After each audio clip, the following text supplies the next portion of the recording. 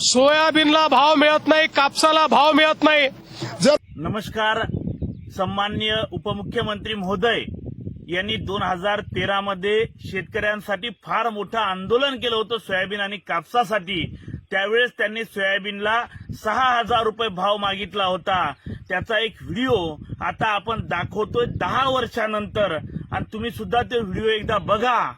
माजी आमदार आणि शेतकरी नेते पाशा पटेल यांनी सोयाबीनला प्रति क्विंटल 6,000 रुपये भाव मिळावा, इंधनात इथेनॉल मिसळावं आणि लँड सेलिंग ऍक्ट रद्द करावा या मागणीसाठी लातूर ते औरंगाबाद पायी दिंडी काढली.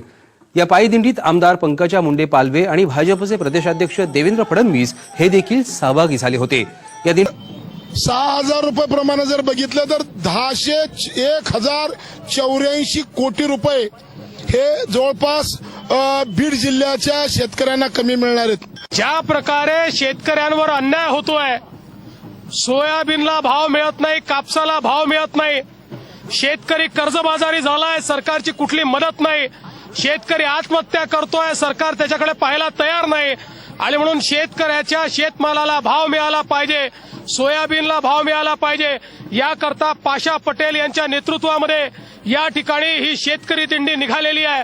आणि या शेतकरी दिंडीच्या माध्यमातून संपूर्ण मराठवाड्यामध्ये जागर, शेतकऱ्यांमध्ये जागर तयार करण्यात येणार आहे. आणि 1,00,000 शेतकऱ्यांच्या सह्यांचं निवेदन हे माननीय राजनाथ सिंगजी यांच्या हस्ते माननीय पंतप्रधानांना देण्यात येईल. आणि त्यांना सांगण्यात येईल की जर शेतकऱ्यांच्या पाठीशी तुम्ही उभे राहिले नाही तर शेतकरी हा तुमच्या विरोधात उभा राहायला तयार. जो आता व्हिडिओ बघितला हा 2013चा आहे.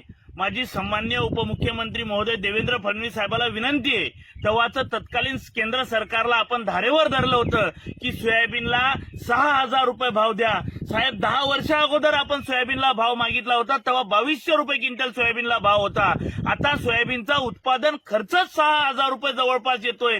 किमान आता 8,000 रुपये शेतकऱ्याला भाव पाहिजे. आणि आता केंद्रात सुद्धा सरकार आपलंय, आपण त्या सरकारला विनंती करावी आणि शेतकऱ्याला सोयाबीनचा भाव हा वाढीव मिळावा ही आपल्याला आमची नम्रपणे विनंती आहे. कारण आता सरकारवर सुद्धा आपलंच आहे आणि आपण जर प्रयत्न स्वतः केले तर निश्चितपणानं शेतकऱ्याच्या पदरात भाव मिळेल अशी आम्हाला आशा आहे. आणि हे जर तुम्ही आमचं केलं तर निश्चितपणानं आमचा शेतकरी सुद्धा तुमच्या मागे उभा राहील. नाहीतर 2013ला तुम्ही सांगितलं होतं की केंद्र सरकारला धमकी दिली होती की शेतकरी तुमच्या विरोधात जाईल. साहेब, शेतकरी आमचा आताही जर तुम्ही भाव दिले नाही तर 2024ला तुमच्या विरोधात जाईल, हे मात्र निश्चितपणानं ध्यानात ठेवा.